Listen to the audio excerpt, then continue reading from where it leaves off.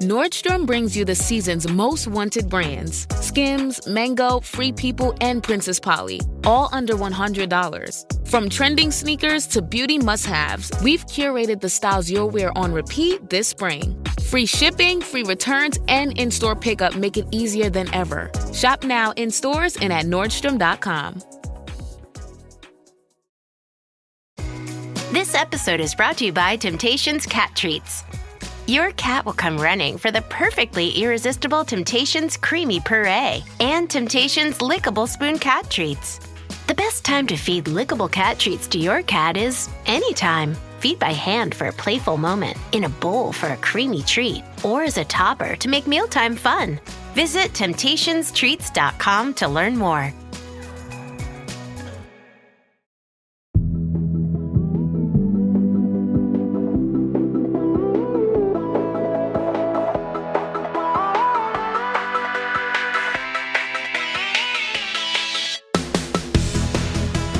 Hey, I'm Candice Lim. And I'm Kate Lindsay. And you're listening to ICYMI. In case you missed it. Slate's podcast about internet culture. And Candice, I have some news. Okay, I'm ready. I am now a momager. Oh, okay, Kris Jenner in the house. Next question I have, did I miss a pregnancy announcement? What's happening? You did not, because I am, of course, talking about my cat, who I posted on TikTok over the weekend in a video that now has, wait for it, 11,000 views.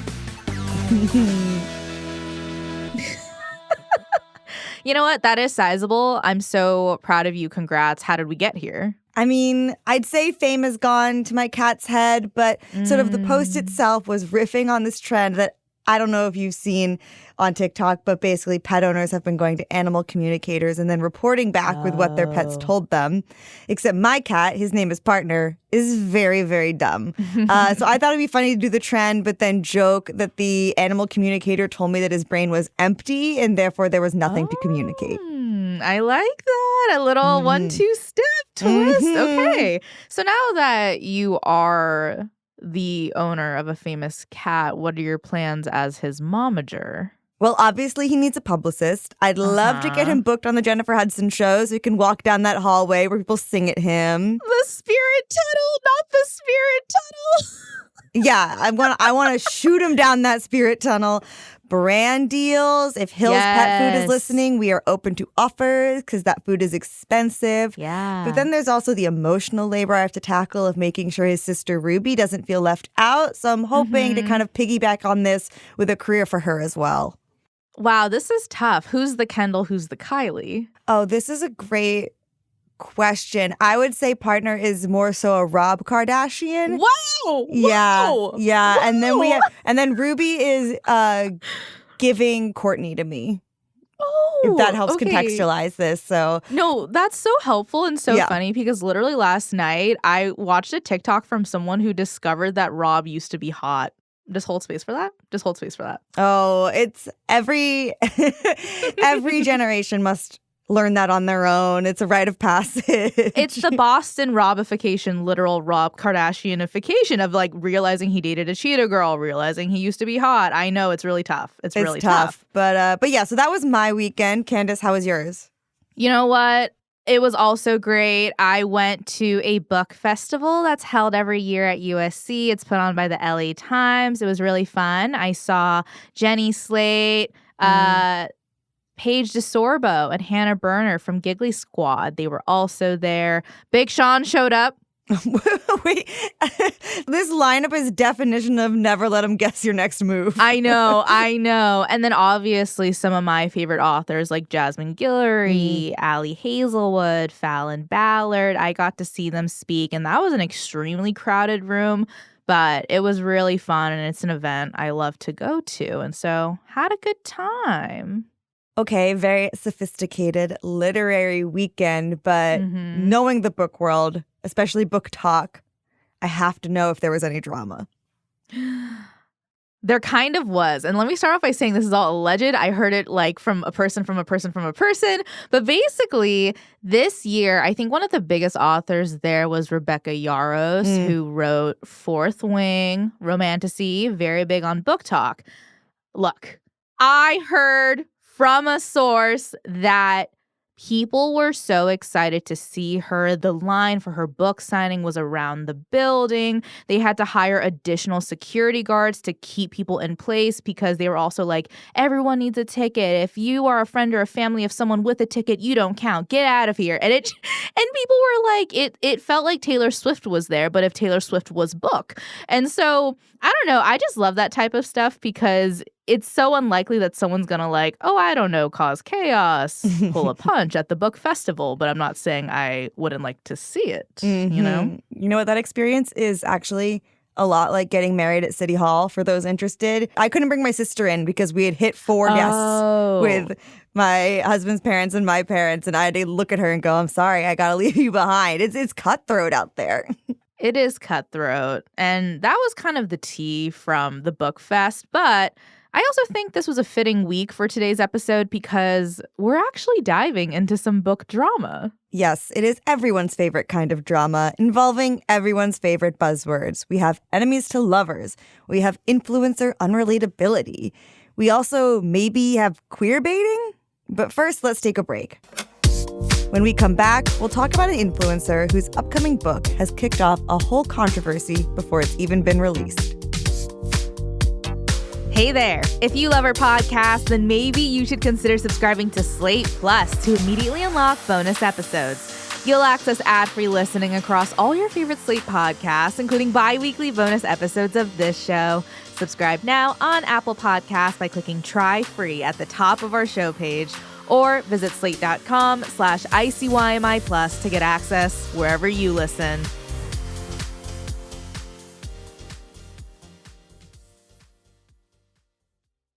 This podcast is brought to you by Progressive Insurance. You chose to hit play on this podcast today. Smart choice.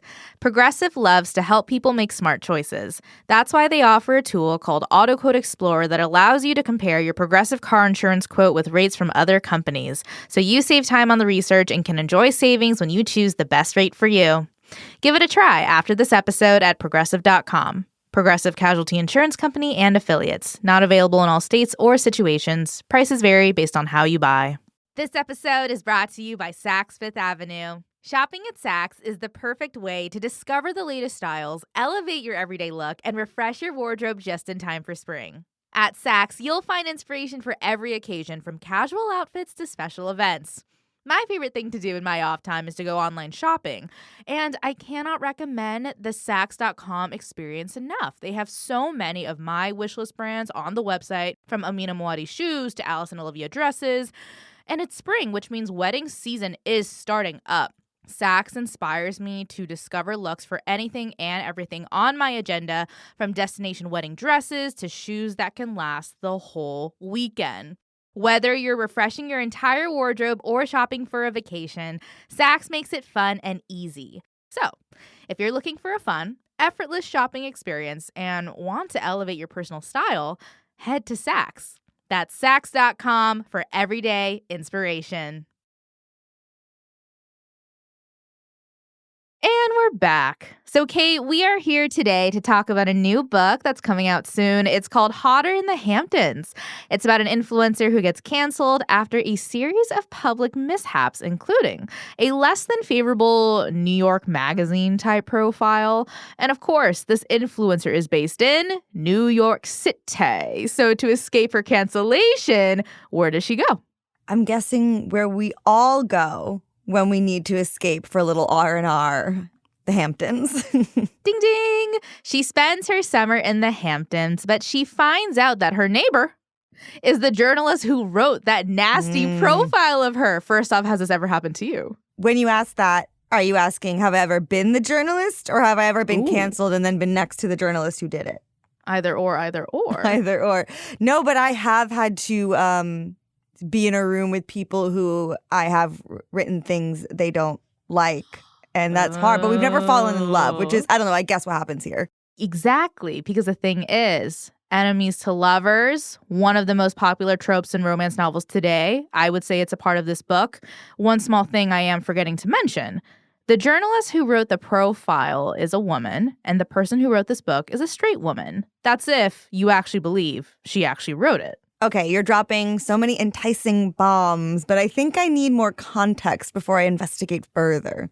Yeah. So let me back up. Hotter in the Hamptons is written by Christina Najjar, a.k.a. Tinks. She's an influencer who was mentioned on the show back in 2022 because some old tweets of hers resurfaced, of the fat shaming, bad COVID takes, Trump voter allegations variety.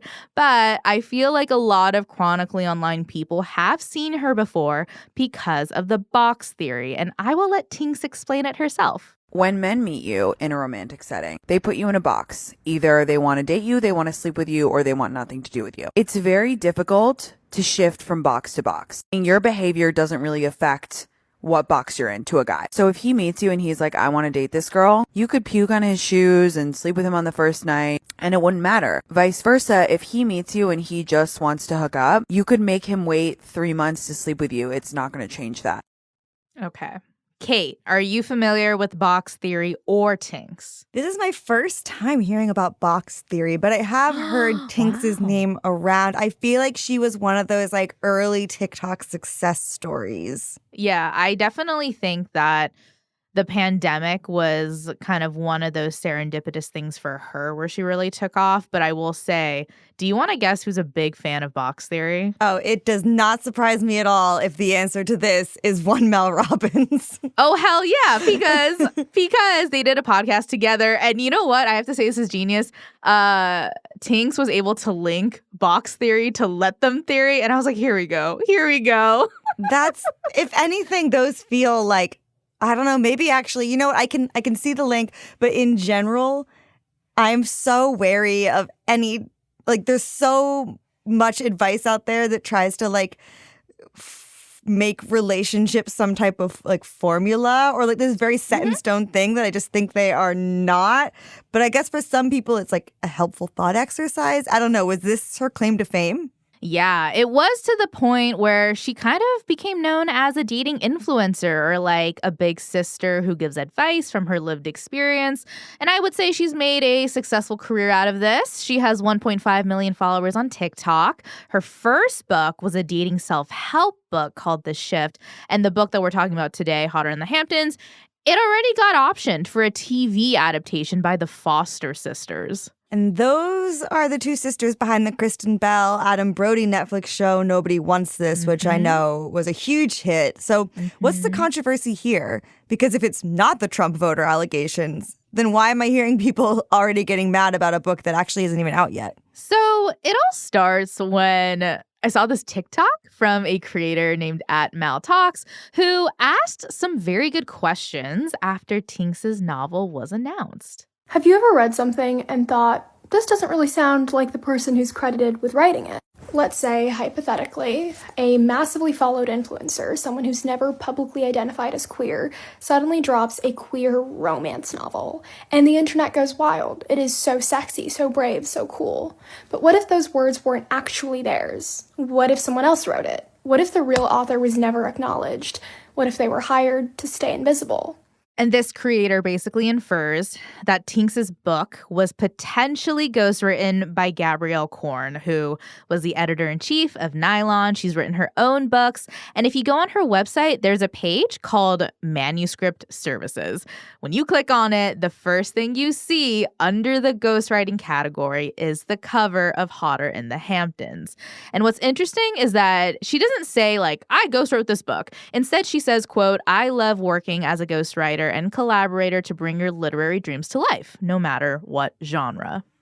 Yeah, I guess she doesn't spell it out, but it's very much the pieces are there for you to put together. I mean, I took a gander and there's no click to buy link, not even a caption with the title of the book. And I should mention here that actually Gabrielle and I used to work together. Hello, Gabrielle, if you're listening. And she's great.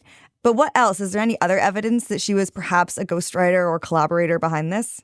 Well, I will say right now that I did read a copy of Hotter in the Hamptons. I'm not going to review the book here, but in the acknowledgments section of the advanced copy I have, the first person Tinks thanks is Gabrielle Korn. And she doesn't really specify what for or why, but first name, last name, it's the first name you see. Yeah, and one thing I actually want to say, because the way that sort of TikTok that we played the audio of is presented, it's kind of acting like this is a kind of sneaky, unprecedented erasure of Gabrielle's work. But ghostwriting is not new to the industry. Ghostwriting has been a thing for years and years, especially with celebrities who hire someone to write a memoir for them. Mm-hmm. And some of them are great, but there are two extra layers here. First, back in February, Tinks went on Jeff Lewis's podcast and he asked her this. Did you have a ghostwriter? No.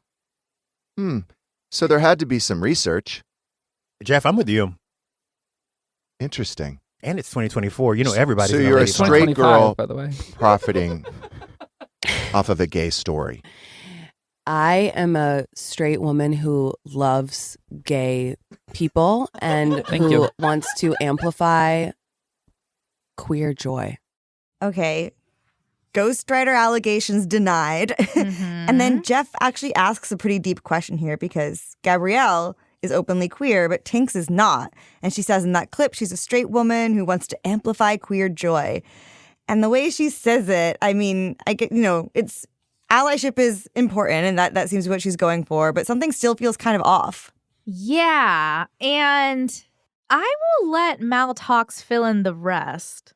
Which gaps are we widening when visibility is given to the already visible? And the ones who are doing the labor are hired, paid off to stay silent. What does it say about the publishing world when identity is only marketable when it's filtered through someone already profitable? And I wonder how many queer writers get told their stories are too complicated, too risky, too niche, while some people with no lived connections get a massive book deal, a press tour, and countless headlines. Okay, well, again, I want to say ghostwriters are not paid off to stay silent. They are paid a regular kind of wage for a job. But I get what she's saying, sort of like who gets to be openly championing these stories and who isn't. I have more questions than answers. Off the top of my head, though, did Tinks respond to this TikTok? She did. And I wonder if we should parse through what she said. But first, let's take a break. When we come back, I'll tell you what Tinks said in response to the TikTok, and we'll talk about the specific betrayal some people feel when influencers use ghostwriters.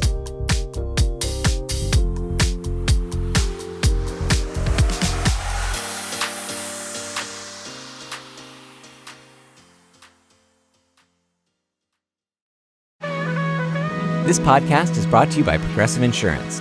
Fiscally responsible, financial geniuses, monetary magicians. These are things people say about drivers who switch their car insurance to Progressive and save hundreds. Because Progressive offers discounts for paying in full, owning a home, and more. Plus, you can count on their great customer service to help you when you need it, so your dollar goes a long way. Visit Progressive.com to see if you could save on car insurance. Progressive Casualty Insurance Company and Affiliates. Potential savings will vary. Not available in all states and situations. Oh, ICYMI listeners, do I have a scoop for you? So what is it, you ask? It's that Discover is accepted at 99% of places that take credit cards nationwide. Now, before anyone goes suggesting that this is just a rumor, know that there's actual proof that this kettle of tea is not only piping hot, but 100% true. So, yeah, sometimes it pays to be a little nosy, but it always pays to discover. Based on the February 2024 Nielsen report, learn more at discover.com/creditcard. Oh, ICYMI listeners, do I have a scoop for you? So what is it, you ask? It's that Discover is accepted at 99% of places that take credit cards nationwide.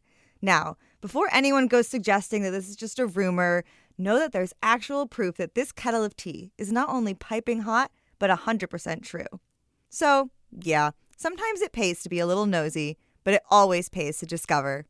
Based on the February 2024 Nielsen report, learn more at discover.com/creditcard. And we're back.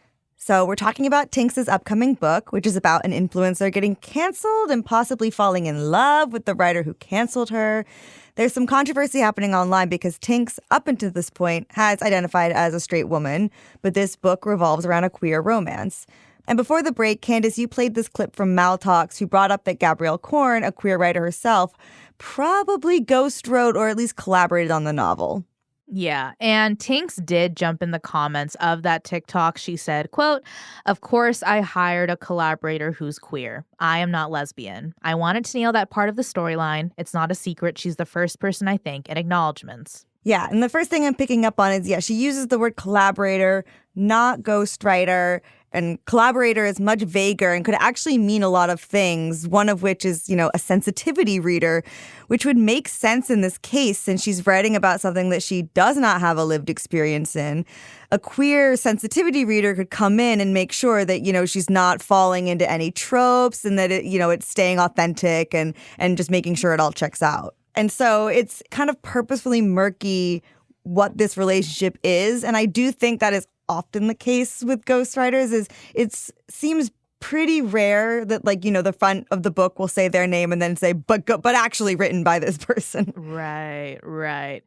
And it's interesting because I did watch a TikTok from someone who actually feels optimistic about the book because it was ghostwritten by Gabrielle, but she has some caveats. Gabrielle has my full support. My issue with this is how Tinx is marketing the book. I made a video on this when the book was announced, but its BISAC category on bookshop.org is LGBTQ plus romance. Tinx has really only emphasized that there's a lot of spice and it's super raunchy, but she's never talked about that it's sapphic. And the issue that Mal so perfectly articulated is that you have an influencer dipping into an identity that they can step out of and not experience the marginalization that comes with that identity. And I would say points were made because something that I was thinking about is in that Jeff Lewis podcast, Jeff asked Tinx if it was, quote, a lesbian love story. And she said, no, it's a spicy summer fling between a girl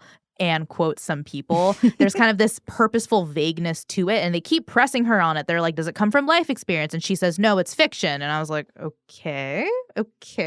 Man, I mean, it's a pretty big swing to take if you're going to have to spend most of the marketing talking around this. And through the creator's point, that does make it pretty strategic. And it's hard to argue that any of these criticisms are coming because an influencer is just making mistakes. There's clearly a plan here, and I wonder if she expected people to react, or I wonder if it was even ever the plan to acknowledge Gabrielle in this very public way.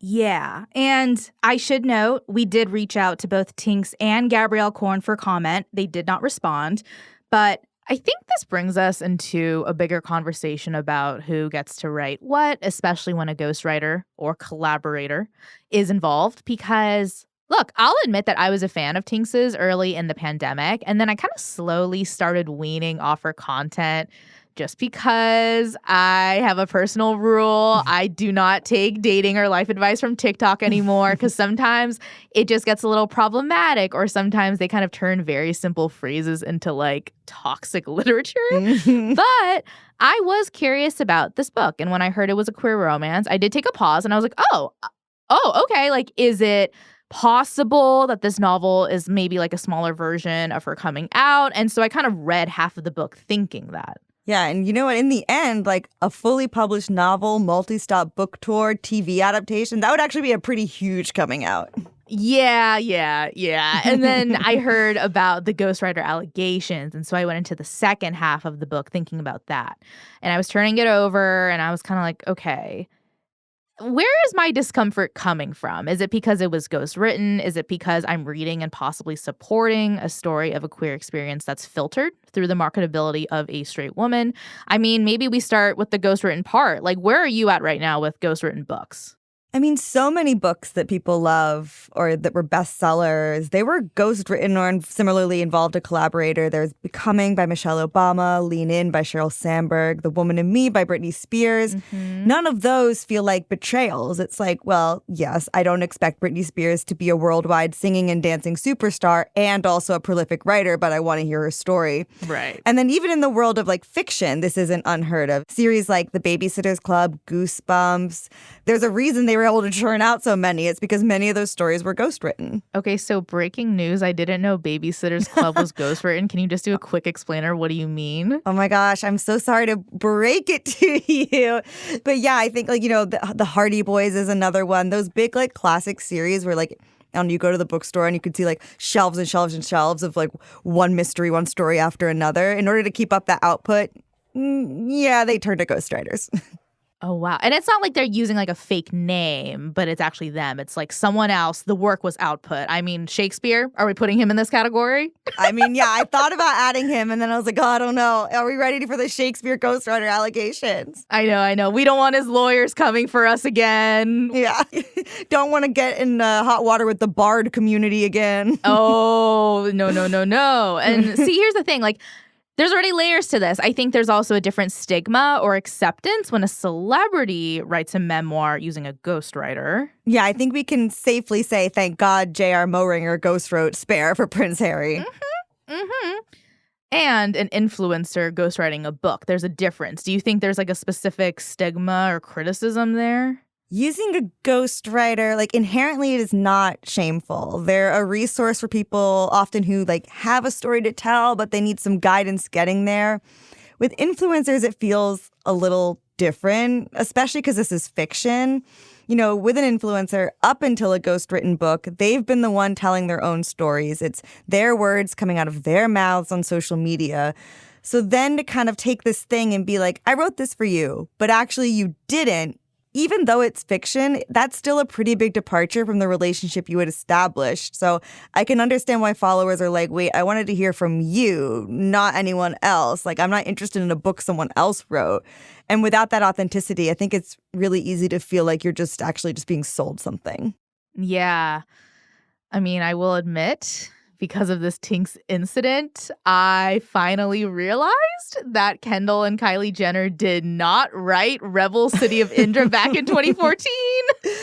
Did you read that book when it came out? I did not, but trust me, when they talked about it on Keeping Up with the Kardashians, I went straight to the Barnes & Noble website. I did a little flippy flip inside cover, and I was like, wow, I can't believe they wrote a book. Don't believe it. They didn't write a book, but it's just funny because, it just never crossed my mind that, they were not the ones putting pen to paper on that, I mean, I would love if they took that pivot, but you saying that is the first time I had thought about them writing that book in a while, and it is giving fever dream.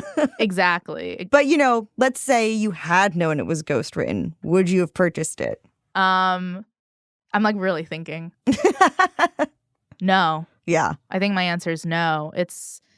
And I use them as an example because they are, I guess, what we would call influencers now, obviously. Mm-hmm. Kendall, you are a real model. We understand. Kendall, please believe in yourself. Exactly. But I think the other reason why there's a certain disappointment when influencer books are ghostwritten is because they are known for creating their own content online. They are self-employed. There's kind of a handmadeness to what they're known for. So when you buy a book that they didn't actually write cover to cover, it almost devalues the item. I compare it to if you bought something on Etsy by someone whose TikToks you love, because let's say they crochet hats by hand and you buy one of their hats and then you find out that the piece you bought from their shop was actually mass-produced or made by someone else. It's not only that your thing wasn't made by them, it's wait, but you can make the thing, so why didn't you? Yeah, if Tinks wrote even a fictional story, that story would be special to her audience because it came from her. And I think authenticity is a key piece here. And there's layers in this situation where Tinks didn't fully make the product. It's not coming from her lived experience. I guess the question I'm asking is, does it change Tinks's credibility? Does it change how I feel about Tinks's dating advice or her content as an influencer? Probably not. Box theory still stands. But do I want to buy her next book? Probably not. Yeah. And I don't think this will be an issue for everyone. Like, just Tinks being involved in whatever way she was will be enough of a sell. But for me, it's like seeing the underbelly of the beast. If it's not handled artfully, sometimes there are these moments with influencers in particular where I'm like, oh, right, you're a billboard. It feels kind of soulless, which it shouldn't, because as we talked about earlier, Tinks is responsible for a lot of original creative content. And I guess I wish they had done something that builds on the skills she has that she can use rather than going kind of rogue and leaning on other people. But also, ghostwriters can make good money. And ultimately, I do want my fellow writers to get that bag. Yeah.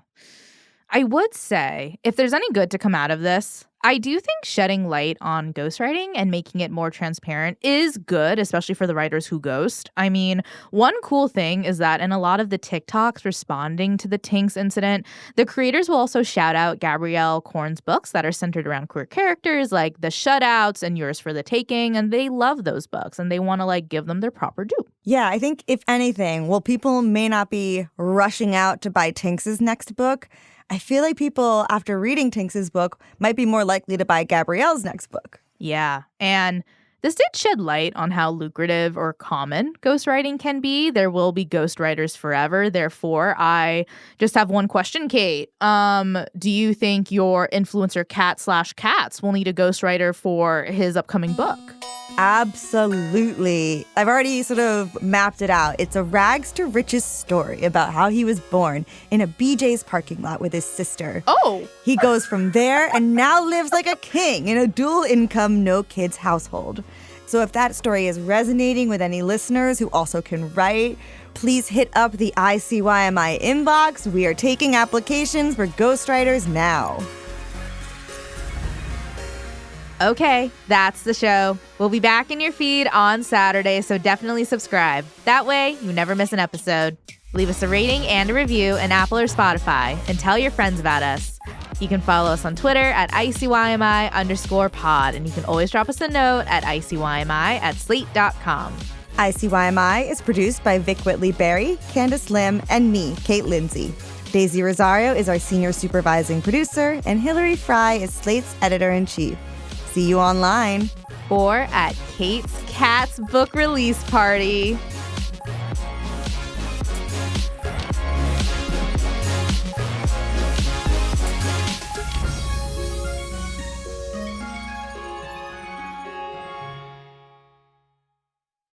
Six months from now, you could be running a 5K, booking that dream trip, or seeing thicker, fuller hair every time you look in the mirror. Through Hers, you can get dermatologist-trusted, clinically proven prescriptions with ingredients that go beyond what over-the-counter products offer.